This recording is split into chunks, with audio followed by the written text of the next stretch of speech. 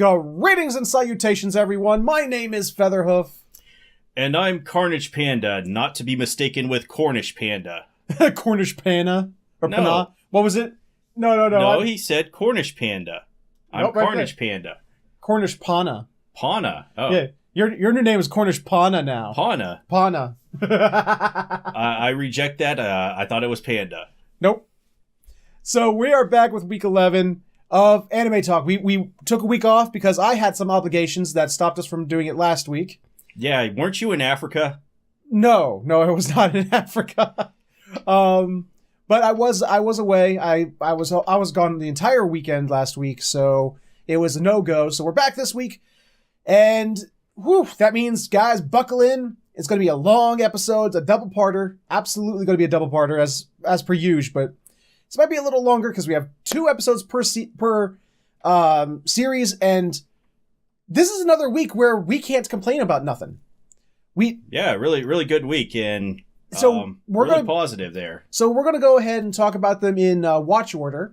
But before we get there, we have our question of the week to respond to, which last week it was, what anime subverted your expectations? Something that either you loved and then turned out to be crap, or something that you thought was going to be crap and ended up loving. So we'll go ahead and start. First one we had was... So the first one we have is from Tristan Wolf, and he said that the first show that comes to mind when I think of subverting expectations is Ozamongo Daioh. He was first told to sit and watch it when I was in high school. First mistake. Which means that when you told me to sit and watch an anime about high school girls just sort of being there and being funny, it didn't really catch my interest. I only really sat down and started watching it because the friend that recommended it to me was a good friend, and because he brought it over and put it on one night when we were hanging out together. Needless to say, I absolutely loved Ozamongo Daioh, and I thought it discovered that I actually really enjoyed slice of life comedies in general, so I suppose this was a show that subverted not only my expectations of itself, but also expectations of my own self. Yeah, that's interesting. I've never seen Ozamongo Daioh. I've seen all the memes and stuff that come out of it. It looks funny. I just never got around to watching it. But, What Tristan's speaking of here, I didn't even know this about myself, but I do use a site that tells me what my favorite shows are, and somehow Slice of Life is at the top. I have no idea how that even happened, but I guess I rate those shows the most highly. And then after a little poking and prodding, I got an answer out of Knight's Angel, who said, I was disappointed with the ending of Spice and the Wolf, but that was because of the lack of resolution to it. And that seems like he went the other way with it, where he liked it in the beginning, it started out good, and it just fell flat at the end. Yeah, that's really surprising because I hear really positive things about Spice and Wolf. Same here. I've never watched it, but... Same here. I have never seen it. I've seen it show up a lot, like when I go through Netflix and Hulu. It's like, it almost is like, the world is trying to tell me, you need to watch this. Yeah, you need to watch this show that's like super positive and the greatest thing since sliced bread, but I've just not gotten around to watch it yet. But it's interesting and kind of sad to hear that it has a lack of resolution to it. But maybe I have to watch it myself and see what I think. That was the answer to last week's question of the week. So this week, I got a question for you guys. He's got a question for you guys. I don't have a question for you guys. We have a question for you guys. And that question is, because next week is the finale, next week is the final week for this season, what anime series had your favorite finale? What was the series that, by the end of it, that ending just blew you away? And for me, it was absolutely Gurren Lagann. I think that's for both of us, because this show is way over the top.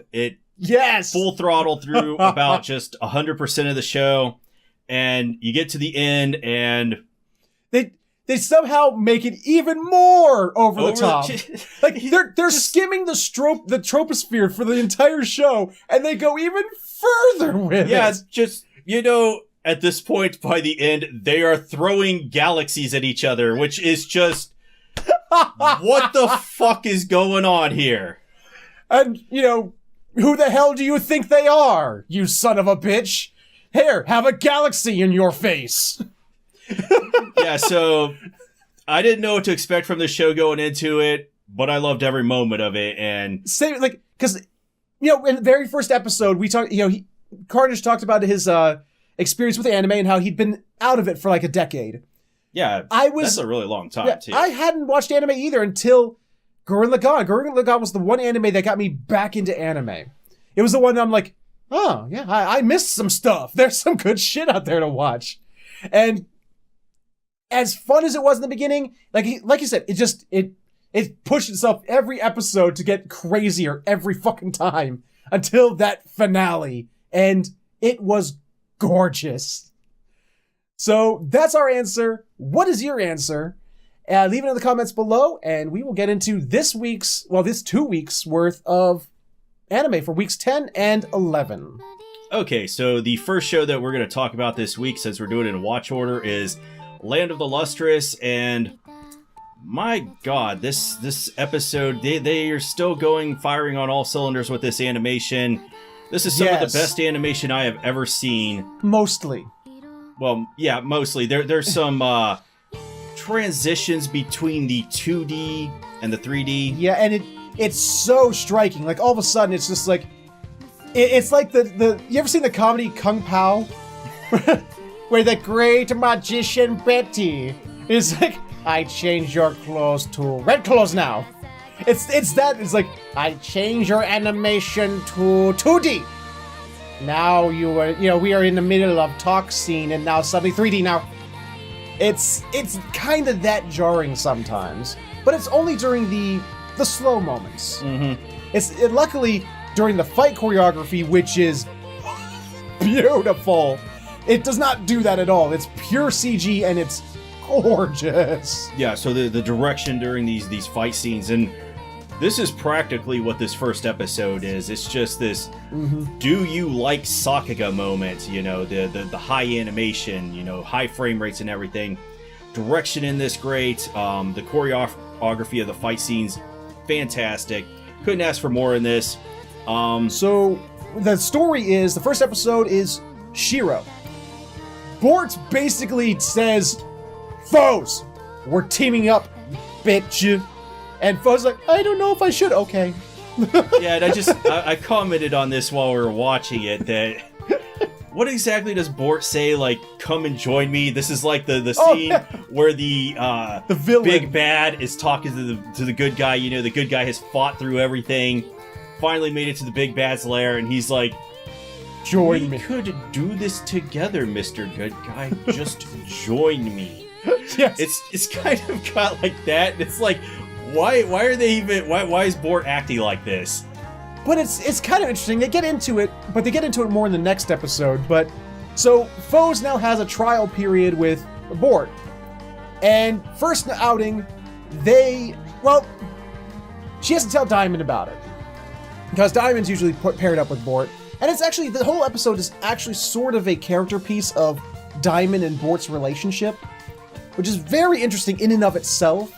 Because Diamond always plays it off as she's like the timid, you know, oh my goodness, I don't want to make anyone mad, you know, kind of wimpy character. Yeah, Diamond is really reserved and, you know, stripped down. And whereas Bort is Bort's like in your face, yeah, like just blunt as a, you know, a slab of steel, you know, just in your face with her criticisms. And basically having them separate, they're actually able to see what they actually hate and actually need from one another, and it's actually really interesting when they do go into it. But first we have to go through Foes and Bort, you know, learning to work together, and it doesn't take long for them to figure out how to work together, because they're instantly thrown into a fight with a brand new type of Lunarian. Yeah, so the artwork and the what's the word I'm looking for here? The gorgeousity? Well, yeah, what he said, this made-up word, this monstrosity of a word, it's just so striking in the way that they always present the Lunarians and kind of these fractal patterns that are coming in. And with the 3D animation, how they sweep the camera in there and everything, it just looks phenomenal. Yes. And every moment of this, since this episode is heavy action, really. And, it is. Every single moment of this is just breathtaking. Yes. So, Bort and foes are fighting this brand new Lunarian. It's like a six-armed Asura-looking, badass thing. Yeah. And just...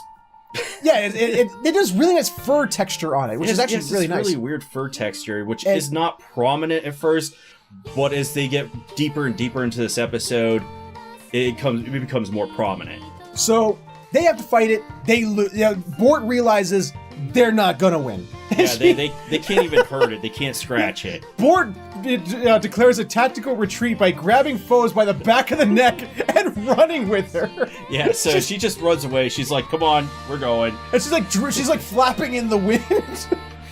And basically, they have to fight this thing inside the school. Their plan is, okay, ring the bell 6 times. That tells everyone to stay where you gotta are. Stay out of here. Their plan is to wake up Sensei, since he's the toughest, and he'll deal with it. Yes. Problem is, they get inside the school, and suddenly the Lunarian disappears. Yeah, and they're like, they lose him entirely. Somehow they lose this thing that's 4 times their size. And they expected their plan to work because there was no one in the school.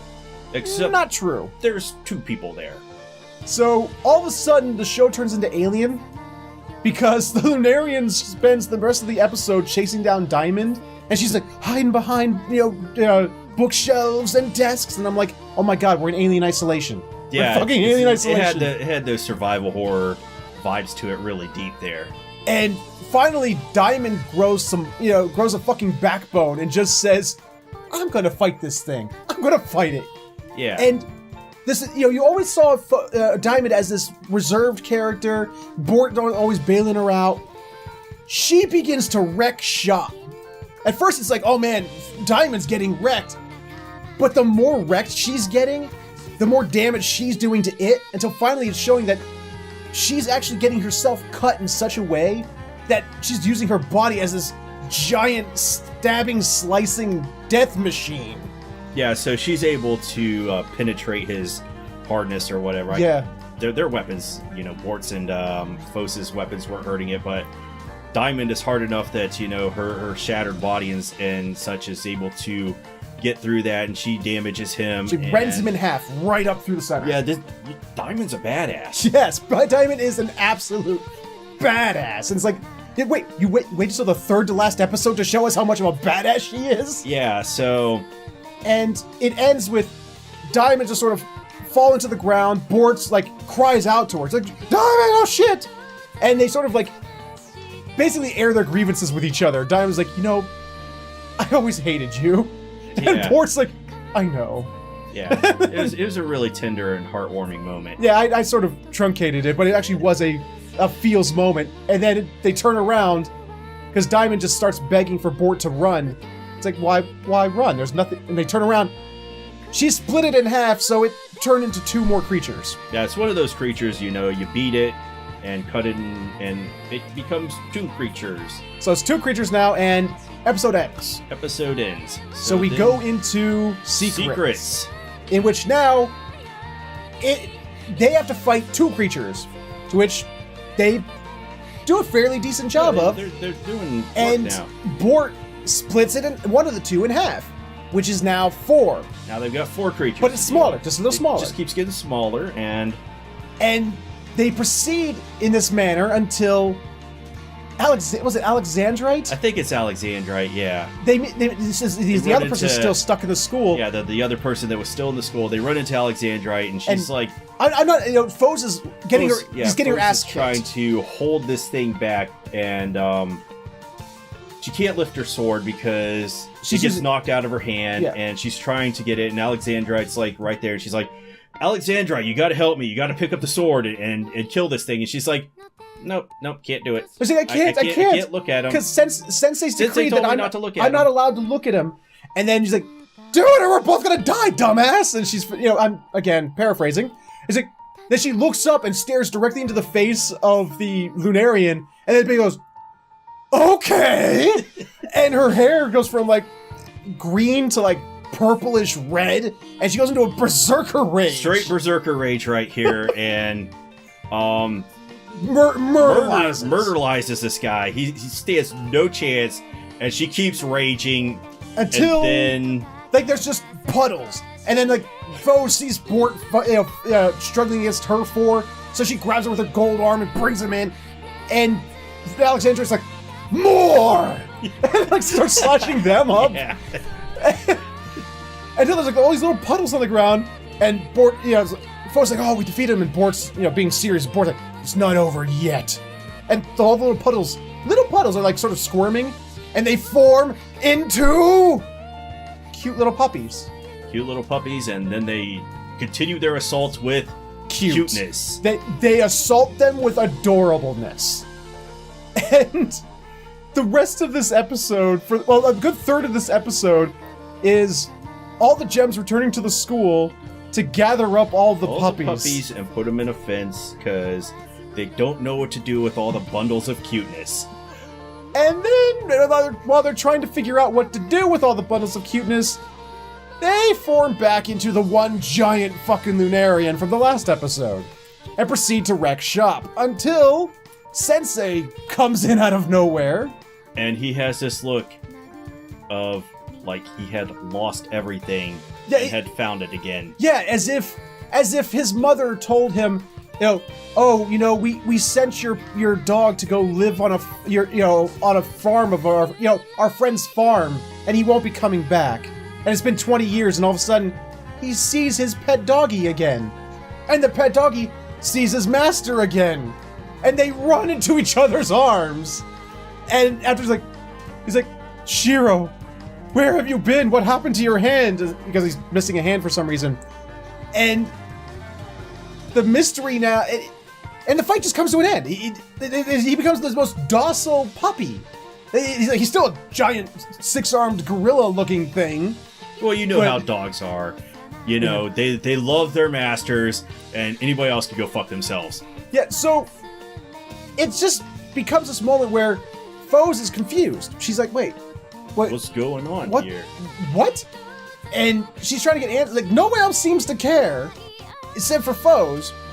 And she goes and meets with Cinnabar at this point. And because Cinnabar's coming back to bring back another one of the puppies she found. Yeah, Queen Edgelord shows up to be like, Sensei's keeping secrets, and we've all figured it out. Except you. Yeah. And it's like, well, if everyone knows it, and then she corrects her, it's like, no, everyone suspects it, but we've all just had an unspoken agreement that we're just going to trust Sensei. Foes, on the other hand, she seems torn whether she wants to just sort of go along with this unspoken pact. So she's determined, I'm going to ask Sensei about this. I'm going to do it. And the moment she goes back to... Yeah, she goes in to ask Sensei, and the imagery in these episodes, that was the word I was looking for. So she's about to ask Sensei, and there's this sweeping motion of the camera that turns around like a 180 on her, and there's like this stark red background, which looks gorgeous, mind you. And there is Antarcticite standing there, and she's like, you knew too, didn't you, Antarcticite? Yep. And Antarcticite she looks at her, she puts her finger, and then, explodes into dust, because it's all in her head, and she loses her nerve. So she's watching Sensei and the dog just sort of vanishes for no reason. The Sensei explains it as, the dog has found peace. Well, yeah, it is sort of... Kind of like some Buddhist reflection moment or something, because he's sitting there meditating, and... So, Foes decides, fine, if I can't ask Sensei, I'm going to ask the Lunarians. Mm-hmm. So she goes out to wait for Lunarians. Which never show up. No, but there is this minor subplot of another gem that's apparently being kept in a cupboard because it's missing, it has holes in it, and it's like probably the weakest part of this episode because it's just sort of like suddenly character with a miles long of hair. Yeah, so I want to comment on this with the mile longs of hair, but bringing this subplot this late into the series when there's only one more episode left if they're not planning for a season 2 on this, Yeah. there's not going to be any closure or anything, and No. everybody's just going to be left wondering, well, what's going on after, episode 12? Yeah, it's possibly why I'm worried about next week, the finale, because this series has opened up so many questions and has answered none of them. Yeah, The series has started with, okay, Foes needs to find a place and a purpose for Cinnabar. That went nowhere. Then there's the story about the humans, the body, the soul, and the body, the soul, and something the else. fish people are like written out at this point. Yeah. There's nothing going on there. Yeah, it was like, they told the story about how there once were these things called humans, and they're split into the body, the soul, and the something else. Can't remember what it was. I think it was like the mind or the soul, spirit. So that's what I said. The body, Bone. the soul, It was the bone. bone. And insinuating the gems are the bones, or Yeah, the the jellyfish gems are the people were the bodies, and the Lunarians are the spirits. Mm-hmm. That went nowhere. Foes comes back and says the word human to Sensei, and he gets that look of, the fuck? How do you know that word? That went nowhere. It's lustrous, even though it's garnering... We've still got several gemstones as well that have been captured by the Lunarians. Yeah. We don't know the fate of them. And it's just... And now we have this mystery. It's... Land of Lustrous has been garnering in the polls. It's been getting higher and higher It's been ratings. getting better and better ratings. But I think it's going to fall if flat. There's no season 2. If it just ends there, like we don't have like a Made in Abyss season 2 coming out. It's just going to be like, it was kind of for nothing. Yeah, like if you ever seen the anime Excel World. At the end, it just it's like, okay, we set up all these things and these mysteries, and it just let's go write more Sword Art Online instead of Excel World. Yeah. So anyway, we went on really long about that. Like I said, this is going to be a longer episode. I brought up our timer, which was pointless. Totally pointless there. But so that was Land of the Lustrous. We're going to end it here because that's it. The series ends with introducing this character whose name goes on forever, and I've never even heard of this stone before. I'm not even going to try to. not even going to bring it up, but I'm not even going to try to pronounce it. I can't remember it. And it's just sort of like she sort of half opens her eyes, and it's like, okay, why do I care about this? Who is this character, and what does this mean? Too late in the season for me to care. Yeah. No season 2, I don't care. Yeah, no season 2 has even been announced for this yet, so I'm worried about the finale next week. That's how we feel about Land of the Lustrous this week, is we're both worried. So we're going to move on to happier stuff because we have other good anime that we saw this week. Certainly did. So next we watched Inuyashiki, which, it has begun, to quote Shang Tsung from Mortal Kombat. Because, well, the first episode is called The People of Shinjuku. Because... Not to be confused with the People of 2chan. Yes. Because, Hiro has decided, I'm going to murder 100 people today. And because I'm declaring war on Nihon, Japan. It's like, you know what, Japan, fuck you. Yeah, as long as it comes down to this. As long as I continue to live, you'll continue to pursue me. So logical recourse is you all need to die. What do you say? It was like 140, estimated 140 million people. Well, there's 120 million people in Japan, and he said approximately. Yeah, and he said, it basically laid it out. All 120 million of you need to die so that I can continue to live. So that's what's going to happen, and I'm going to give you a taste of it right now. And he just proceeds to start murdering people through their phones. He's got his cameras in his hand. He just sit there, bang, bang, bang, and people who have their phones up to their face are getting, the invisible bullet shot through their ears, and just dropping down dead. And then Ando figures this out. He's like, genius Ando. Yeah, Ando is the true hero of this story. IQ of 600,000. Yes. Figures out he's using the cell phones to kill people. Stop using your cell phones. Yeah, he uses Ichiro to send out a message. Put your cell phones down, for the love of God! And the incredibly improbable happens. This would never ever happen in real life. Everybody gets rid of their cell phones. Yeah, everyone goes, oh, well wait. Fuck that. No, they just go. I think faced with this in a real life context, everybody would keep their cell phones and get blown away. Which is funny because they do kind of go into that in the next episode, but we'll get there. So he's proceeding to murder people, and until like Ando gets people to stop using their phones, and Hiro figures it out. He's like, "Hey, that's Ando's voice." He's like, "Yeah, Ando, what's he doing?" I haven't seen him in a while. So he goes back on camera to every TV in the world. He goes, "Good thinking, world. Putting your cell phone. Good thinking. Oh, those smart people. Oh, wait. You all see me on a screen right now." You know what? I'm not exaggerating. I'm so happy they brought that back. That's gonna be memed forever. That's how he's murdering people by when he's doing da da da da da da da da da da da da. And he's basically counting up to 100. He wants to drop 100 people as a message. Yeah, so he kills 100 people. Then he announces, from this day forward, I'm going to kill 1,000 people a day until everybody in Japan is dead. Which you did the math on. I actually did the math on this. It turns out to kill the entire population of Japan at 1,000 people per day. People per day, it would take him about 330 years to accomplish that. So they're not really in dire straits here. So sure, 1,000 people per day are gonna die, but this is gonna go on for a while. Unfortunately, we only have 2 episodes to go, so he needs to up his game. How is he gonna up his game? Well, we get ourselves a sudden, cut from the action over to lady talking on her phone, going through an airport terminal. He's like, "Hello, Goro. Oh yes, I'm getting on the airplane. Yes, I'll see you soon. Bye-bye." And she gets on a plane, and she helps stop a baby crying. Aww, isn't it cute? And the stewardess. The stewardess comes up and is like, "Ma'am, you need to get off your cell." "Oh, you're using it to calm the baby down. I'm gonna go now." Yeah, but she doesn't say this. She just goes, "Ma'am, you're gonna have to turn off your..."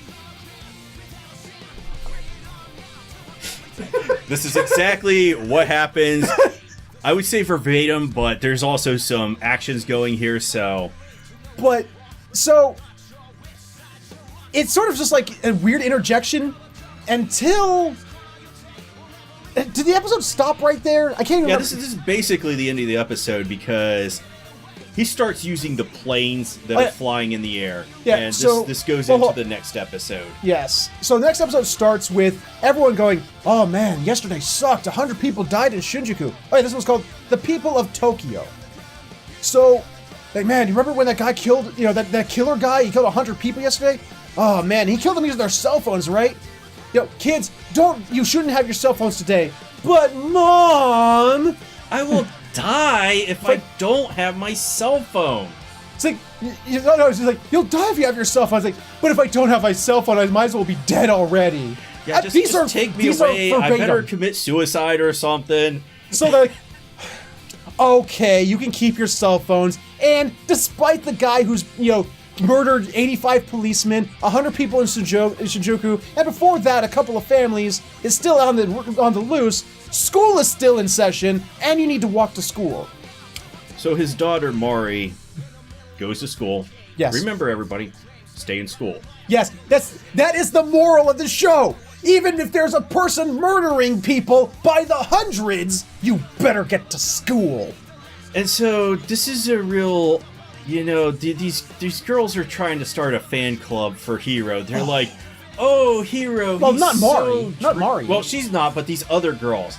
Because Mari's not just fucking stupid like that.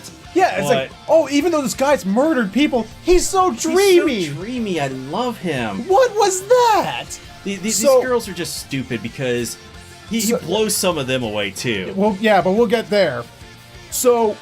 He oh no, that already happened. Well, yeah, it happened in the last episode, but I forgot about. I totally forgot about bring it up. I brought it up anyway. Yeah, because I forgot about it. Good catch there. But so he's now. Remember when he went into conductor mode to cause all the cars to crash? Now he's gone into conductor mode with the greatest song in the background. They got this this Looney Tunes sounding music playing in the background It's just the weirdest music to... as he's conducting planes to fall out of the sky. It was just bizarre, you know, like all this terror and destruction is raining, but it's got this. It's just fucking. You nailed it. It's some Looney Tunes music. Yeah. Well, and Ichiro just says, "No, I can't stand here. We have to do something, even if we don't know where he is." Incoming justice. So he goes out, flies out of space, or not into the air. Which, by the way, I caught this. You didn't catch it at first. I had to point it out. He runs, taking his clothes off. His shirt off so that his back jets can come out, and he jets off, creating this crater in the ground right in front of two construction workers. These two construction workers, like, we just finished doing that. We just paved that. That was the look they had in their face for that brief second. Why would that guy do that? And he proceeds to Iron Man it. He goes up to or Superman it. I think both Iron Man and Superman have done this. Yeah. He gets underneath the plane and basically saves the plane. Remember the one with the baby and the lady?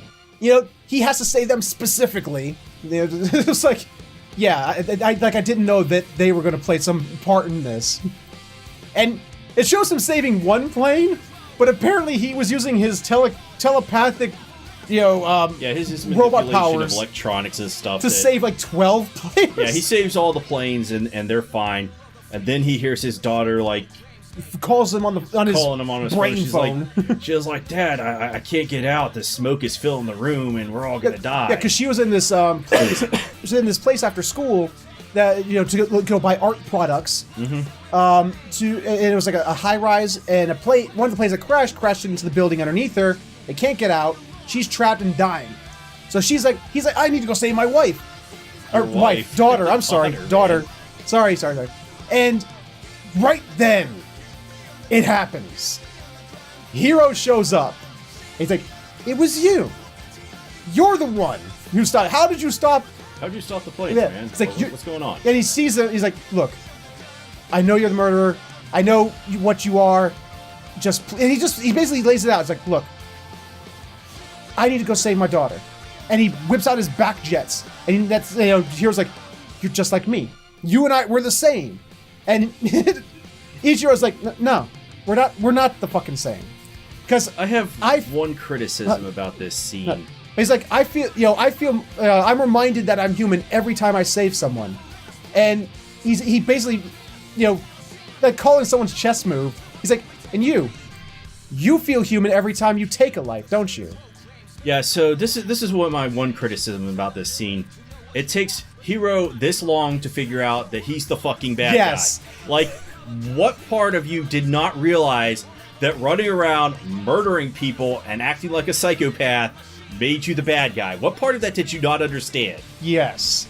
So finally, second to last episode, our protagonist and our antagonist has met and commences one of the absolute best fight scenes I've ever seen in an anime. One of. Not saying it's the best. It's like Dragon Ball Z if they actually bothered to animate the entire fight. Yeah. These fight scenes, these past couple of weeks have been really great. I mean, I think in some parts the artwork has dipped. Like I showed you the Fate Apocrypha fight, and this in Inuyashiki. Both excellent fights in my opinion, but there's some just really weird artwork going on. I'm sure they're gonna fix that for the Blu-ray like they always do. Yeah. But there were parts that were like sub reboots, sub Transformers Beast Wars. That. I was like, man, we're back in '97 here. So this fight is absolutely badass. Ichiro, he's just trying to save Mari, but Hero is just, no, we need to have this out right now. And the fight finally commences with Ichiro ripping off the back of his head and his arms and dropping him to the earth to then try and go save Mari, which he shows up just too late. And Mari's dead. Mari is dead. He spins her over. She is not breathing. She's been gone for who knows how long. And throughout the fight, he kept getting calls from her, and her breath is getting shallower. Her cries are getting softer. She basically just says, they're "Please." Cutting, and she's like bleeding from the nose. Yeah. And it's like, "Just tell Mom that I love her. and I've loved all of you. And he can't take it. He finally gets there. She's dead. He falls to his knees, and this is one of the most feels moments I've ever felt in this show. I felt for Grandpa Inuyashiki. Yes. Oh my god. I don't know if I could find it into me to feel for Mari personally. No. But I like Ichiro. He's a great guy. He is. Even if his family is, like, his daughter's vain as fuck. She only loves him now because she found out that he's a fucking saint. Yeah. You know, and... So, speaking about that, I guess we were wrong on the, whole family redemption arc. Yes. Because it's only Mari that they... Yes, thankfully. Only Mari. Thankfully, it's only Mari. So they kind of half did it. Yes. Or a third did it. A quarter did it. If the dog counts. No, the dog was never The an dog ass. loves Ichiro, Yeah, though. Right. Okay, yeah, so they've only a third did it. So, Ichiro, he gets in there, and he just desperately, like a father who refuses to believe his daughter's dead, is just giving her CPR constantly. He can't take it. He's begging for God to help him. Until one time, she just takes this tiny little gasp. And he's like, that's it! Because he can't bring people back from the dead, but he can heal the injured. And he fucking heals her, saves her, and it's just like, oh my god, that was so fucking beautiful. And then proceeds, he finally realizes there's no way he can do it from the shadow anymore. Save people's life from the shadow. So he's totally out in the open now. He's saving everybody. He just proceeds to save everybody, clear on camera, just walks out in front of everybody and starts healing everybody. Oh my god, he's saving everyone, even the ones with broken legs. Yeah, they're like, he's even saving the people with the broken legs. What the? Why would anybody do that? That's a line. He's helping everyone. Quotes. He's helping everyone, even the ones with broken legs. And quotes. Like, what? Are the people with broken legs the lepers? Or are they the? Do they have the AIDS or something? You got to discriminate against people with the broken legs. So it ends with. So he's going around saving people, and it goes to Hiro's body, and two women happen upon his body, and they're like, oh, what is that? Is that a doll? What is that? Yeah, what's going on there? And he's just like, water. And they're like, I need water. Yeah, we don't have water, but how about our juice box? And so he's still alive. And that's where it ends. And our finale's coming up next week. And after that fight scene, I don't know how they're going to top that. Oh yeah, and there was the minor reminder, oh yeah, there's an asteroid coming to destroy the planet. Yeah, well, the meteor, so... Yeah, the meteor... I don't know what they're going for in the last episode here, because... Honestly, I thought he had defeated Hiro. There's like really no reason to bring him back at this point, because Ichiro ripped off both the guy's arms and ripped off the back of his head. He should be down for the count, but we'll see what happens next week. We've fanboyed enough. We've gone really long, so we're gonna end this right now. Try and pick up a little bit of speed for the last three, and we're gonna start that right now. Okay, so for number 3, we have the Kino's Journey, which actually featured the Kino. Twice in a row. And what was even more interesting is that both episodes played off of each other. You know what? Both of these episodes were fucking fantastic. They were. For like Tristan Wolf in the comments has been on our asses, like, if you don't just get, you don't get Kino, that's it. You know what? We get it now. These episodes, if they had done this episode sooner, I think we would have gotten it. So first, just these episodes. Well, the other episodes were some of them were but these still make bad. up for it. Yes. First, we had the Kind Country. The Kind Country. Kino's going to go to this country because she had heard that this country is full of assholes. Yeah, this country, like other countries, is full of assholes, but she finds out that to be completely untrue. Not just, other countries, it turned out that people there were assholes. This country apparently is unrepentant assholes. They're known for being assholes, and we've seen the kind of assholes that people in this world can be. Yeah, but the other ones were sort of like, they're assholes, but they're just sort of like, no, we're good. You're like, no, you're assholes. No, we're good. Like, no, you're assholes. You have to wonder what these people were actually doing, because we don't see any of that. So she gets there, and these are the kindest individuals ever known to man. They give Kino a room for free. They give her meals for free. Like, oh my God, explorer, traveler, come in. You're our family. Come on.